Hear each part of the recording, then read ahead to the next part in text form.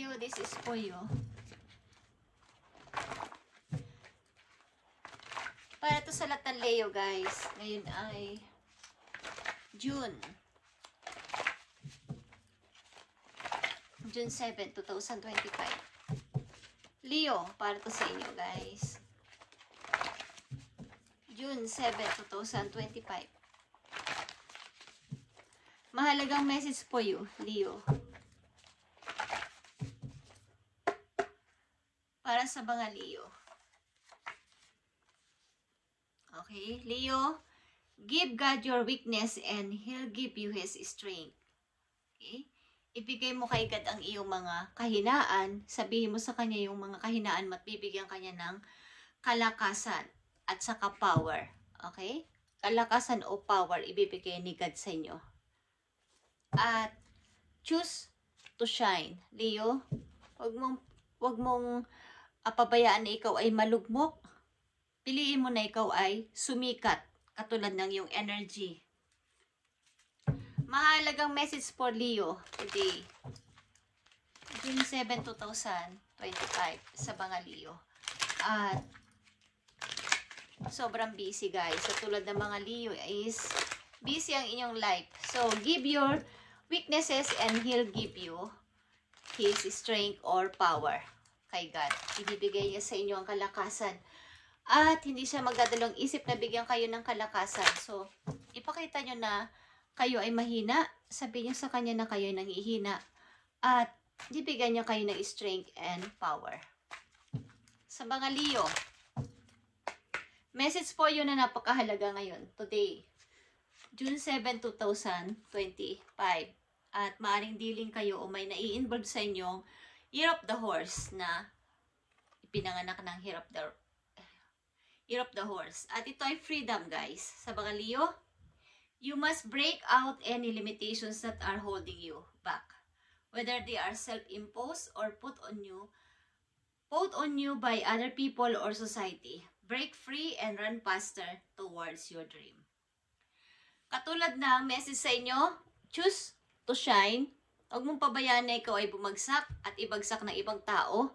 Piliin mo ang iyong kalayaan at huwag mong pabayaan na ikaw ay pabagsakin ng mga taong nasa paligid mo, maging yan ay sa pamilya mo, sa trabaho mo, o kahit saan, huwag mong pabayaan na ikaw ay ibagsak nila. Run faster toward your dreams. Kailangan ay yung pangarap ninyo simula sa araw na to ay maganap o mangyari. Katulad ng horse. Easy to ay freedom ang ibig sabihin nito para sa inyo. Huwag mong pabayaan na ikaw ay magkaroon ng limitasyon sa iyong pang-araw-araw na ginagawa. Na sasabihin nila, hanggang dyan ka lang, Leo. Yan lang yung alam mo, Leo. Okay? Huwag mong pabayaan na ikaw ay basta-bastahin lang ng mga taong nakapalibot sa inyo o nakapaligid sa inyo. Okay, Leo, para sa inyo ang mahalagang message na to ngayon. Nakikita nyo tong Evil Queen. Okay? Maaring may nagagalit sa inyong isang babae, guys. Sa mga Leo, you deserve sugar, not salt. Hindi mo deserve ang asin. Deserve mo ang sugar o matamis sapagkat ikaw ay lovable, ikaw ay lovely person. Hindi mo to deserve na ikaw ay ibagsak ng kahit sino man. So, huwag mong pabayaan na ikaw ay ibagsak nila o bigyan sila ng puwang sa inyong buhay. Leo, maaring may mga hadlang sa paligid.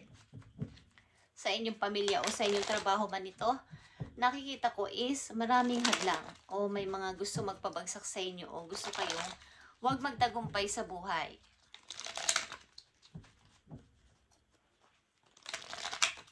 Tingnan natin ang mga message sa inyo, guys. Maaaring involved dito sa inyong sitwasyon.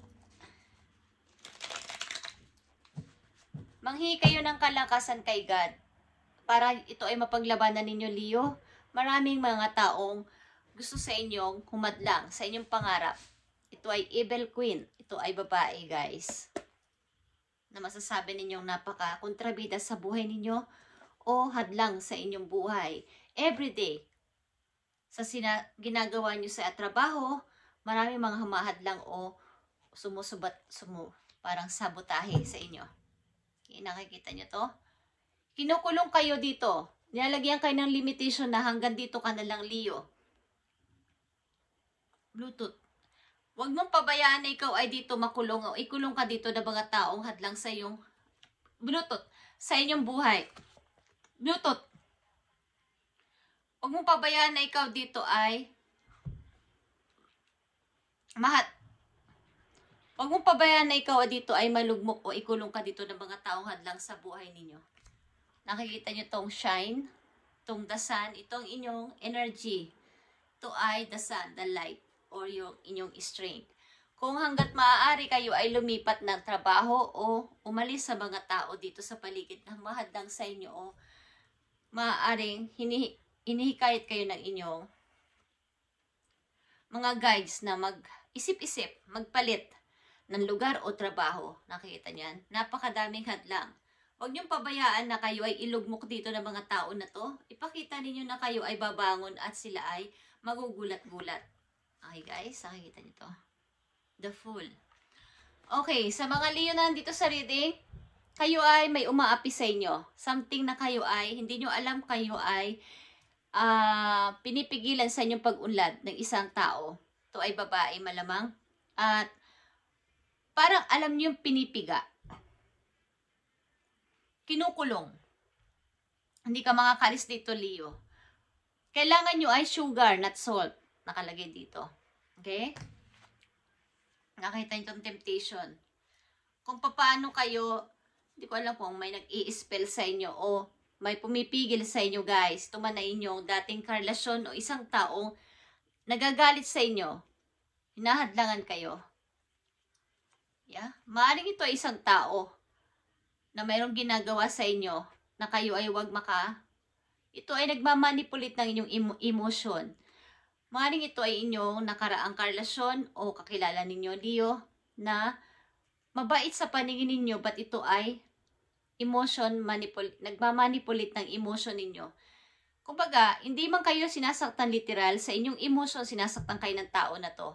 Hindi nyo man nararamdaman, is parang naaalala nyo siya palagi. Hindi ko alam kung may binigay sa iyong kwintas ang person na to at inyo na itong itapon o alisin na sa inyong buhay. Marito ay Scorpio, Pisces. Okay? Kaibigan man to o kasintahan nyo dati. Leo. Nakikita nyo to, the Justice. Justice is reverse. Ito ay isang anino sa nakaraan na parang humihingi ang tao na to ng justice sa kanyang buhay. Parang walang justice sa akin nangyari. Hindi patas ang pagdidesisyon na Leo. 7 of Cups in reverse, guys. Okay.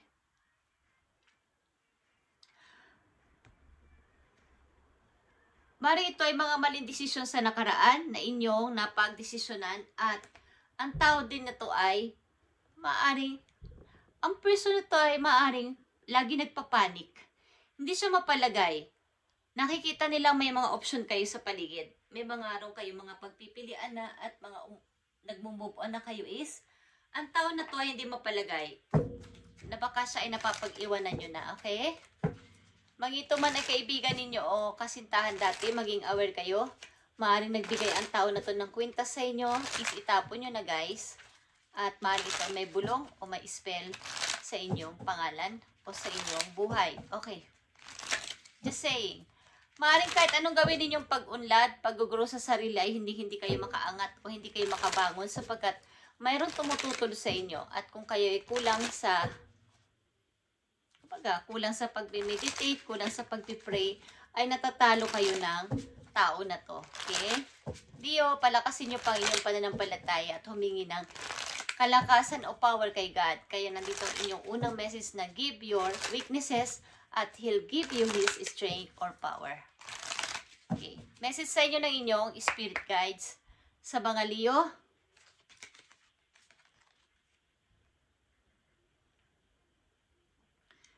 Your practicality is helping. Okay. Now is not the time. Maaaring ang inyong mga desisyon ay napaka-practical, Kaya lang, hindi pa ito yung tamang time. Moon energy is applying the situation.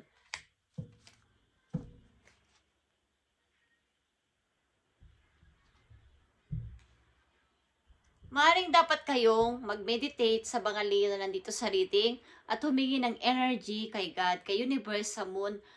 Kayo ay bigyan ng lakas sapagkat maaaring may mga tao kayong natulungan na hindi naman patas ang pagtingin sa inyong mga ginawa. Maaaring hindi sila natutuwa kahit kayo ay isang matulungin na person. Leo, maraming nagagalit sa inyo o may nagagalit sa inyo isang person, maaaring pinipigilan ng inyong pag-angat sa buhay o pagtatagumpay para hindi kayo makakilos ng maayos. Kayo ay maging aware sa inyong mga kakilala.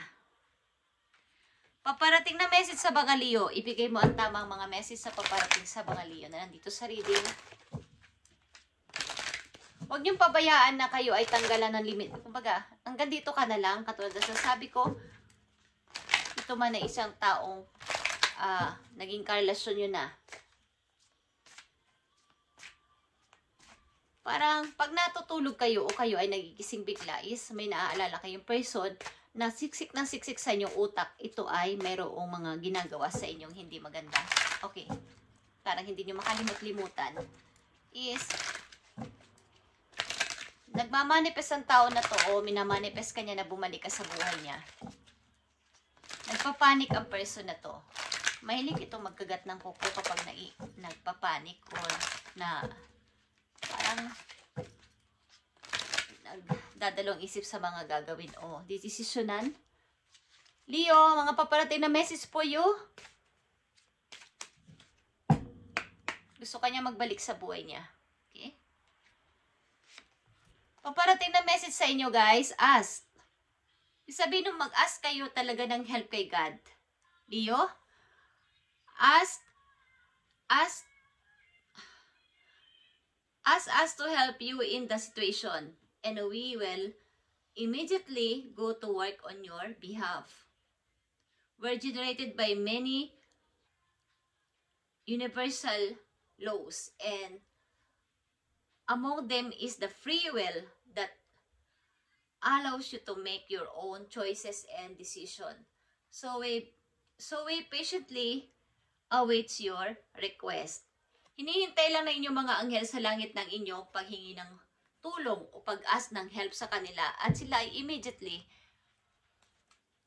parang andyan na kaagad. Huwag kayong mag-alinlangan na humingi ng tulong kay God, kay universe, sa inyong mga anghel sapagkat sila ay nandyan lang, naka-standby. Nag-iintay lang ng paghingi ng tulong ng sino man na kanilang tutulungan at sila ay agad-agad na pupunta. Gagamit sila ng mga anumang paraan, mga tao o mga kakilala nyo para kayo ay i-help. Huwag kayong mahiyang humingi ng help kay God at sa mga taong nakapalibot sa inyo guys. Sapagkat yan ay ginagamit para sila ay tumulong sa atin dito sa lupa. Maaring may taong hindi manahimik sa inyong pag-move on sa mga Leo at may gumagawa sa inyo palihim. Okay. Ito ay Evil Queen. Pinipilit kanya maging isang maalat o hindi makatayo o hindi makaangat sa buhay. Alam niyo yung pag nagsalitang isang tao na alat ka o parang wala kang magagawa. Walang-wala ka.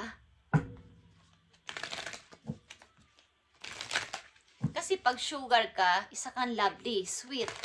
At kung ikaw ay matamis, tagang lalapitan ka ng mga langgam dahil ang tamis-tamis mo. Okay? Tingnan natin o silipin natin ang inyong career o finances. Leo, pag-ingat kayo sa mga taong inyong makakausap o pagsasabihan ng inyong mga personal life at yung mga privacy ninyo sapagkat may mga taong hindi natutuwa sa inyo. Okay? Hindi kasi sila masaya sa kailang buhay. Message for you, Leo. Sa inyong finances is unlocking. Nakita nyo, unlocking. Katulad ng freedom. Pagtatanggal ng tanikala. Okay? Leo, you're unlock the floodgates of abundance free from limitation. At nababanggit din yan dito sa inyo, message na ito ay horse. You must break out of any limitation that are holding you back. At nandito ulit yan sa inyong finances and career. You unlock the floodgates of abundance free from limitation. May gusto sa inyo, pumigil sa inyong pag-unlad, isang taong kontrabida sa buhay ninyo na ayaw kayong umangat sa buhay at magtagumpay, matupad ang pangarap. Kung ano man ang nagpapalak o nagsasarado sa inyo sa ngayon, ito ay i-unlock ni God. So, manghingi kayo ng lakas at power sa Kanya para ito ay mabuksan. Sapagkat ang inyong abundance, ang inyong money, ang inyong pag-angat sa buhay ay na on the way na. Kaya lang, katulad ng isang traffic light, sa halip na siya ay mag-go-go na, magi-green na o magbu-blue na ang kulay is, ang tagal niyang naka-stop, ang tagal niyang nagre-red, naka-red. Hindi siya mag-go. May nagpipigil o may something na may disturbo. Okay? May nag-i-istorbo o sira, kaya hindi nagbo-blue, hindi nagi-green yung light. So, kailangan ito ay inyong ma-unlock. Obstacle appear to remind you when you're steering of course. May mga obstacle, may mga pumipigil. So, kailangan nyo itong ma-unlock. Ang ibig sabihin nito, tanggalin nyo ang mga taong humahad lang dito. Angelic help. Okay? Humingi kayo ng help sa inyong angels. Now is the time to trust the universe, knowing you will be provided for. Pay attention to the signs your angels are sending you right now. Ngayon na. Maging aware kayo. Kapag may mga taong parang nag-uusap lang kayo tungkol sa pag-unlad sa money, pag-unlad ninyo, pag-grow ninyo, may mga agad nang humingiwi yung mukha, ayaw, pinipigilan kayo sa inyong plano is it's a sign na ito ay hindi tamang taong inyong kinakausap, Leo. So, kayo ay maging aware. Okay? Hindi ito nakakatulong sa inyong pag-unlad sa pera. Nahaharangan ng tao na to ang inyong pag-unlad sapagkat ayaw niyang kayo ay umangat. Sapagkat kung ito ay isang pag-ibig at ito ay iniwan ninyo na parang ang tingin niya sa sarili niya ay ang inyong desisyon ay unfair, ayaw kanya mag-move on ng tuloy-tuloy at gusto niya ay nandun ka, nakabagsak ka doon, nung iniwan ka niya, wala kang kakayanan na maghanap ng trabaho, makahanap ng bagong person, makahanap ng bagong magandang pagkakakitaan, umunlad sa sarili. Kung ito ay taong may galit sa inyo, sa kaibigan ninyo or katrabaho ninyo, kapag may mga opportunity bago at hindi ka na masaya sa trabaho mo at sinasabi mo sa kanya ang paglipat mo, pag-iiba mo ng mga gagawin sa buhay, pag-build ng ganito para magkadagdag kita is inahadlangan ka, ito ay sign na hindi yan totoong person o hindi kaibigan yan. Leo, kaya maging aware kayo sa mga taong inyong mamimit simula sa araw na to sapagkat hinahadlangan nilang inyong pag-angat sa pera. Thank you, Leo, at itong inyong reading today. June 7, 2025. Thank you and God bless, Leo. Mag-ingat kayo, guys. Okay? Mag-meditate and ask help sa inyong mga angels dun sa langit sapagkat naghihintay lang sila ng inyong pag-aas ng help.